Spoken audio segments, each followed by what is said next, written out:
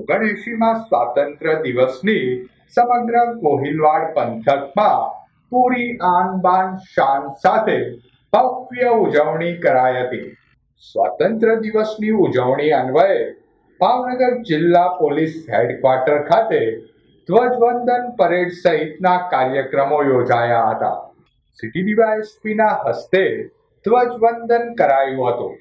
આ તકે ઉપસ્થિત ગણવેશધારી જવાનોએ રાષ્ટ્રધ્વજને સલામી આપી હતી। ધ્વજવંદન કાર્યક્રમ વેળા પોલીસ અધિકારીઓ, જવાનો તેમજ નગરજનો બહોળી સંખ્યામાં ઉપસ્થિત રહ્યા હતા।